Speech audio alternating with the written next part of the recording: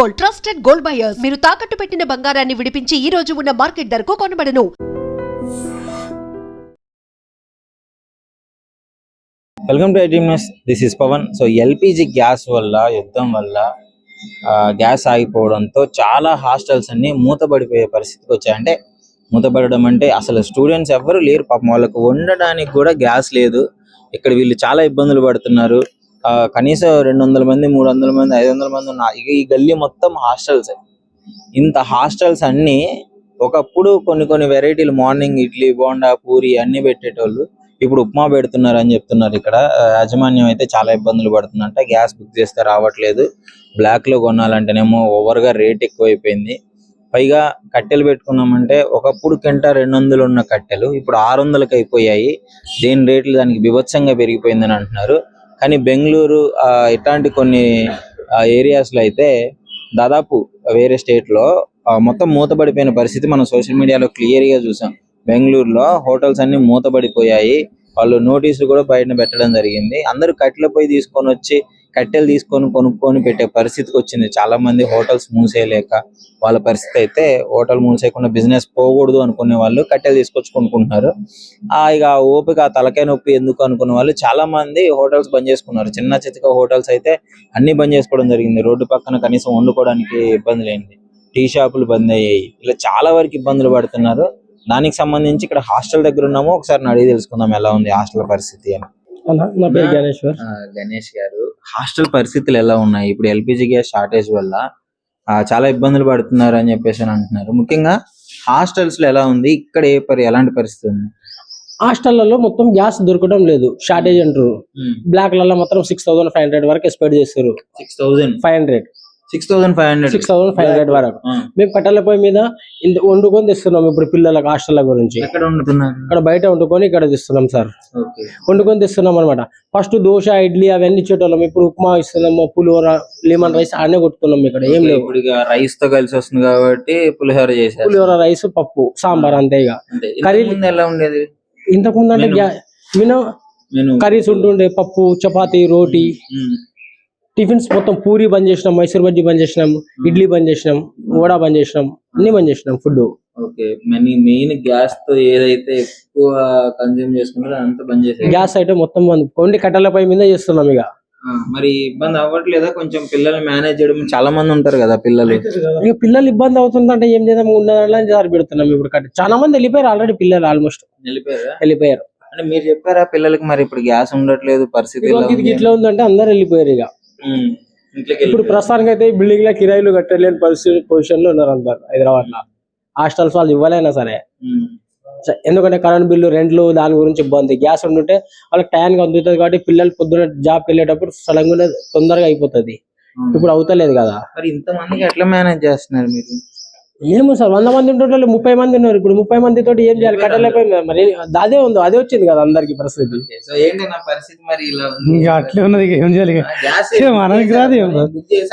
Book చేసిండో చాలు, ఏమో సారో రేట్ ఏమో కానీ అంత తెలియదు మనకి. గ్యాస్ అయితే రావట్లేదు అంతే. ఇంకా ఏదో కట్టెల పొయ్యితోనే చేయాలనుకుని ఈరోజు చేసేసి కట్టెల పొయ్యితో చేయాలా ఇప్పుడు. అదే ఇప్పుడు మధ్యాహ్నం నుంచి పొయ్యిలు గీళ్ళు తెచ్చి కట్టెల పొయ్యి మీద నడిపిస్తున్నారు అంతే. మళ్ళా పరిస్థితి ఉంది అట్లా ఉంది. ఇప్పుడు కట్టెలు మొన్నటి దాకానేమో 200 క్వింటాలు ఇచ్చారు, ఇప్పుడు 600 క్వింటాలు చేసారు. వాళ్ళు గ్యాస్ పోయింది అంతా. హాస్టల్ మన దగ్గర కట్టెల రేట్లు పెంచేసారు వాళ్ళు. అది పరిస్థితి వచ్చింది అనమాట. ఇప్పుడు గ్యాస్ దిక్కెళ్ళి ఇప్పుడు కొంత రవాణా ఉంటది కదా కిరాణంలో. ఇప్పుడు మనకు ఒక బియ్యం పిండిది 50 కిలోల బస్తా 1080 వస్తుండే, ఈరోజు 1660 రూపాయలు తీసుకుంటుంది ఆట. పిండి చపాతీ పిండి ఆట. ఏమన్నా ట్రాన్స్పోర్ట్ పెరిగింది, మేమేం చేయాలి అంటారు అందరు. ప్రతి ఒక్క వస్తువు అన్ని పెరిగిందంట. సెంట్రల్ వాళ్ళు ఏమంటారు అంటే, సెంట్రల్ వాళ్ళు ఏం పెంచలేము, మేము ఇంకా ఏం రిజల్ట్ ఇవ్వలేరు అని వాళ్ళు అంటారు. స్టేట్ గవర్నమెంట్, తెలంగాణ స్టేట్ కానీ ఈ స్టేట్ వాళ్ళే పెంచుతారు. కట్టెలు కింట ఎంతకు ముందు ఎంత ఉంది, ఇప్పుడు ఎంత ఉంది? 200 రూపాయలు కింట ఉండే, ఇప్పుడు 600 అయింది. 600 చేసారు. దాన్ని బట్టి ఆలోచన చేయండి మీరే. సో ఇది పరిస్థితి. ఒక్కటి ఎల్పిజి వల్ల ఎంతమంది ఇబ్బంది పడుతున్నారు. ఆఖరికి కట్టెల రేట్లు కూడా పెరిగిపోయాయి. ఒకప్పుడు కింట 200 ఇచ్చేది, ఇప్పుడు 600 అయిందంటే. ఇంక వీళ్ళు ఏమని అడుగుతారు? ఇప్పుడు వద్దనుకుంటే హాస్టల్ పిల్లలందరూ పస్తులు ఉండాలి, వీళ్ళు వండి పెట్టాలి, తప్పదు. ఖచ్చితంగా తీసుకొచ్చుకోవాల్సిందే. అది తప్పదు కదా. సో ఇది పరిస్థితి, హాస్టల్స్ లో పరిస్థితి ఎలా ఉంది, మరో హాస్టల్కి కూడా వెళ్ళి అసలు ఎలా ఉందో అడిగి తెలుసుకుందాం. సో ప్రజెంట్ నేనైతే ఇందాక చూపించాను కదా, ఇప్పుడు ఉమెన్స్ హాస్టల్ దగ్గరకు వచ్చాను. ఇక్కడ వీళ్ళు ఎలాంటి పరిస్థితులు ఫేస్ చేస్తున్నారని చెప్పి చూసుకుందాం. నమస్కారం అండి. నమస్తే. ఏంటి గ్యాస్ ఇబ్బంది బయట? బాగా ఉంది ఇబ్బంది ఇప్పుడైతే. అంతమంది డైలీ తిరిగేవాళ్ళు కమర్షియల్ వ్యాన్లు, ఇప్పుడైతే అసలు తిరగట్లేదు. మాకు ఇక 2 days ఈ రోజే అయిపోయింది గ్యాస్. ఇక రేపటి నుంచి ఏం చేయాలో కూడా మాకు అర్థం కావట్లేదు. మాకు బుకింగ్లు అయితే ఉండవు కదా, కమర్షియలే వాడాలి మేము. అంటే కమర్షియల్ ఎక్కువ. ఇప్పుడు నార్మల్ గా గర్ల్స్ హాస్టల్ అంటే చాలా ఇబ్బంది, ఫుడ్ అయినా వాటర్ అయినా చాలా. వీళ్ళు బయటికి వెళ్ళలేరు కదా తొందరగా, జెంట్స్ వెళ్ళినట్టు. జెంట్స్ అయితే సరే ఇక్కడే కాకుండా వాళ్ళ ఫ్రెండ్స్ రూమ్ ఏదో ఒకటి తీసుకుంటారు. మెయిన్ వాటర్ ప్రాబ్లం ఒకటి. Manjira water day by day వస్తున్నాయి. ఇంత ముందు కొద్దిగా 2 hours, ఇప్పుడు 1.5 hour కుదించేశారు. అందువల్ల లేడీస్ కి మనం ఎక్కువ అవే ఇవ్వాలి. ఇప్పుడు డైలీ ట్యాంకర్ పడుతుంది మాకు. గ్యాస్ ఎట్లా మరి పరిస్థితి? అంటే చెప్పారా పిల్లలకి ఏంటి పరిస్థితి మరి ఇలా ఉంది? మోస్ట్లీ ఆపేస్తున్నాం టిఫిన్స్. ఓన్లీ ఉప్మా ఒకటి చేసి పెడుతున్నాము. అందరూ హాస్టల్స్ అన్ని ఎక్కడ అడిగినా ఉప్మానే చేస్తున్నాం. మరి ఇప్పుడు గ్యాస్ లేదు, ఇక ఓన్లీ ఫుడ్ అన్నా వాళ్ళకి అన్నం అన్నా పెట్టాలి కదా, ఓన్లీ కర్రీ అన్నం వరకే వాడుతున్నాం. సో మొత్తం మోస్ట్లీ హైదరాబాద్ లో చాలా హాస్టల్స్ ఉన్నాయి, దాదాపు 1000 హాస్టల్స్ ఉన్నాయి. అన్నిట్లలో ఉప్మా ఎక్కడ అడిగినా. నేను మార్నింగ్ నుంచి అడుగుతున్నాను ఏంటి అంటే కట్టెల పొయ్యి ఉంది. సరే అది కూడా ఉప్మానే చేస్తున్నాం. మాకు ఈ బిల్డింగ్ లో కట్టెల పొయ్యి కూడా యూజ్ ఉండదు కదా, అది మీరు చేయలేరు. అవి ఉప్మా ఏంటి, ఉప్మా ఎమ్మటే అయిపోతుందా? అది తొందరగా అవుతుంది. ఎసురు కాగితే ఎంత తిప్పేస్తే అయిపోతుంది, చాలా తక్కువ పడుతుంది. సో ఏంటి మరి నెక్స్ట్ పరిస్థితి ఏంటి? ఇంక ఈ విధంగానే కొనసాగుతుంది? ఈ విధంగా కొనసాగితే క్లోజ్ చేసుకోవాల్సి వచ్చింది. మేమైతే కష్టం మాకైతే. అయితే ఇట్లా మీరు తీసుకున్న కాడ నుంచి ఇదే ఇబ్బంది. మేము వచ్చిన కాడ నుంచి వాటర్ ప్రాబ్లం మెయిన్ వచ్చింది. ఇప్పుడు 1 month మేము తీసుకొని, వాటర్ ప్రాబ్లం అప్పటి నుంచి ఉంది. ఇప్పుడేం గ్యాస్ ప్రాబ్లం. అంటే అనిపిస్తుందా బయట ఎక్కడో యుద్ధాలు జరుగుతుంటే మాకెందుకు ఈ ఇబ్బంది లేదు? మోస్ట్లీ పైన సెంటర్ గవర్నమెంట్ ఏమి మెసేజ్ లోనేమో ఏమి ఆపట్లేదు, మేము అన్ని రెగ్యులర్ గా వస్తున్నాయి అని మెసేజ్లు వస్తున్నాయి. మరి ఇలా ఎందుకు అవుతుందో అర్థం కావట్లేదు. నేను గ్యాస్ ఆపరేటర్లు అడిగినప్పుడు, వాళ్ళని ఏజెన్సీస్ అడిగినప్పుడు ఏ ప్రాబ్లం లేదు, గ్యాస్ వస్తుంది అందరూ అదే చెప్తున్నారు, కానీ వీళ్ళ ప్రాబ్లం ఎందుకు వస్తుందో అర్థం కావట్లేదు. గ్రౌండ్ రియాలిటీ మాత్రం వేరే ఉంది. మెసేజ్ డైలీ వస్తుంది సెల్ కి, ఏమి కొరత లేదు మీకు వచ్చి బుక్ చేసుకోమనే వస్తుంది. ఆ హెచ్పి గ్యాస్ మేము ఇంతమంది ఫ్యామిలీ కదా, మాది ఉంది మాకు కలెక్షన్. అది బుక్ చేసుకున్నామంటే వాళ్ళు 30 days దాకా బుకింగ్ కాదని చెప్తున్నారు. ఇంతకుముందు 11 days 15 days బుక్ అయ్యేది. 30 days దాకా బుకింగ్ చేసుకోకుండా వస్తుంది మెసేజ్. ఇప్పుడు 30 days ఎలా ఫ్యామిలీస్ అయినా గడవాలి కదా, వాళ్ళకైనా ఇబ్బందే కదా. కొంతమంది ఎక్కువ మంది ఫ్యామిలీస్ ఉంటే 10 days వచ్చింది గ్యాస్.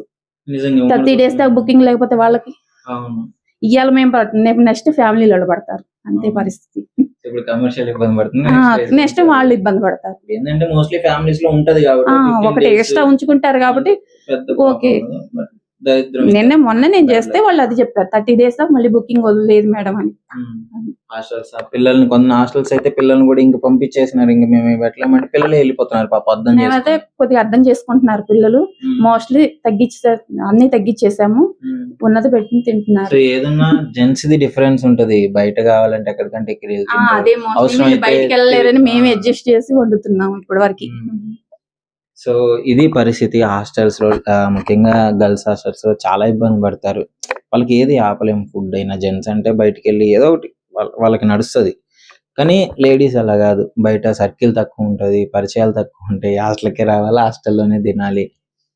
ఇంకా ఇలా ఉంది. మరి గ్యాస్ కష్టాలు ఎప్పుడు తీరుతాయో ఏమో కానీ గ్రౌండ్ రియాలిటీ మాత్రం ఇలా ఉంది. బట్ బయట ఏజెన్సీ వాళ్ళు చెప్పేది, వాళ్ళు సెంట్రల్ గవర్నమెంట్ నుంచి వచ్చేది ఏంటంటే మేము గ్యాస్ అసలు ఆపట్లేదు, గ్యాస్ మంచిగానే ఉంది, మన దగ్గర స్టోర్ ఉంది, ప్రాబ్లం లేదు అని చెప్తున్నారు. డైలీ తిరిగేది వ్యాను, గ్యాస్ వ్యాను మాకు వచ్చి మరీ అడిగేవాళ్ళు అయిపోయిందా పెడతాము సిలిండర్ అని.